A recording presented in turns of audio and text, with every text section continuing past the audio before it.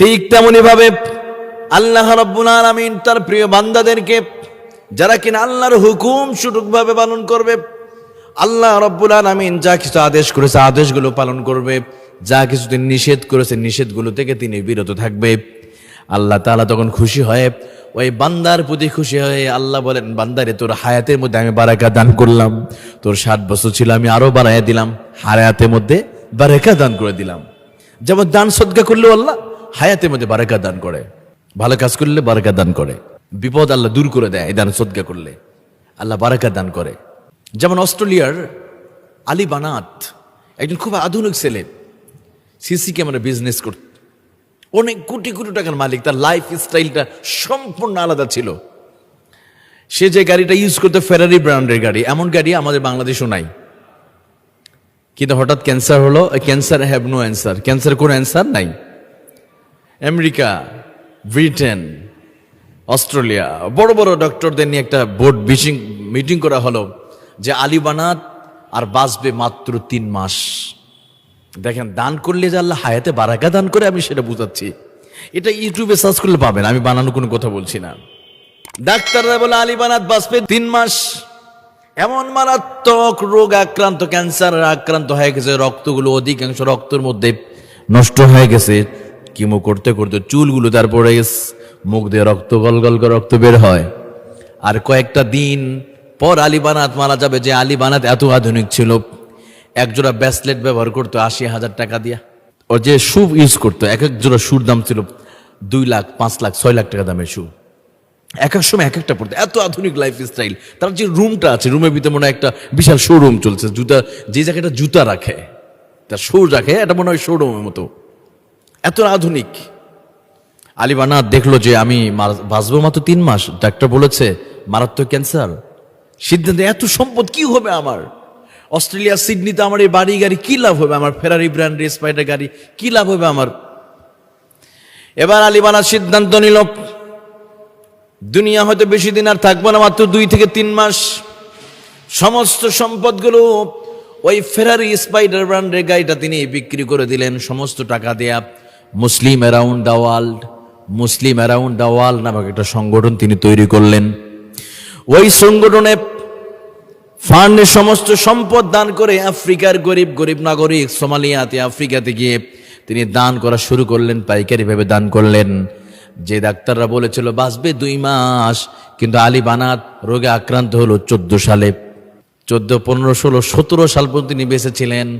এমনকি দান করতে করতে এক পর্যায়ে যখন অধিকাংশ সম্পদ তিনি দান করেছেন আফ্রিকার মুসলমানদের জন্য। দীর্ঘ 3 বছর পরে 2017 সাল 17 রমজানে আলী বানাত এমন পরিবর্তন হয়ে গেল যে আলী বানাত সমস্ত শরীরে ট্যাটু আঁকিয়েছিলেন, নামাজ রোজার সাথে কোনো সম্পর্ক ছিল না, মুখের মধ্যে কোনো দাড়ি ছিল না, সুন্নত টুপি কিছুই ছিল না। আলী বানাত পরিবর্তন হয়ে গেল, পরিবর্তন হয়ে সমস্ত সম্পদ দান করলো এবং নামাজ পড়া শুরু করলো, লম্বা জামা, মুখে দাড়ি, মাথায় পাগড়ি পরা শুরু করেছে।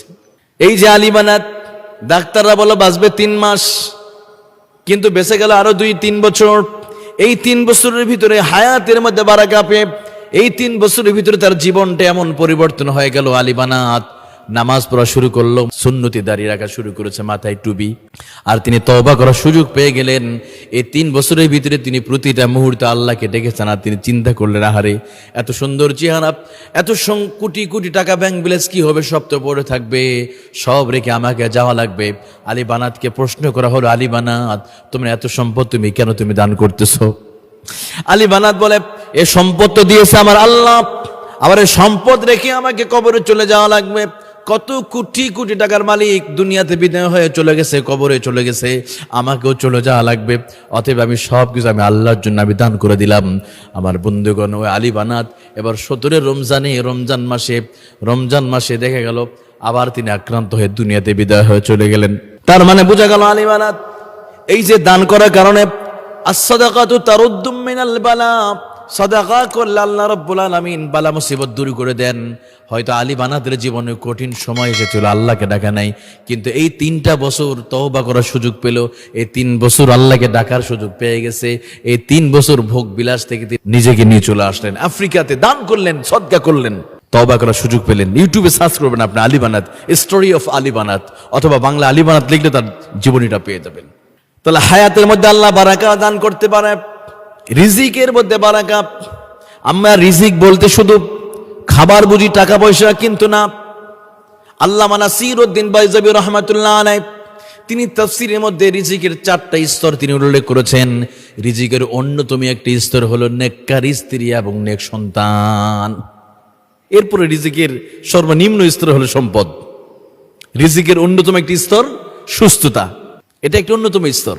তাহলে আল্লাহ বলেন যদি কেউ একটি কাজ করে, যদি কেউ একটি কাজ করতে পারে, আত্মীয়তার সম্পর্ক যদি রক্ষা করতে পারে, আমি রাসূল তার জন্য 2টা পুরস্কার আল্লাহ হায়াতের মধ্যে বারাকা দান করবে, রিজিকের মধ্যে বারাকা দান করবে। রিজিক আল্লাহ বাড়িয়ে দিবে, কোটি কোটি টাকার মালিক আল্লাহ বানিয়ে দিবে।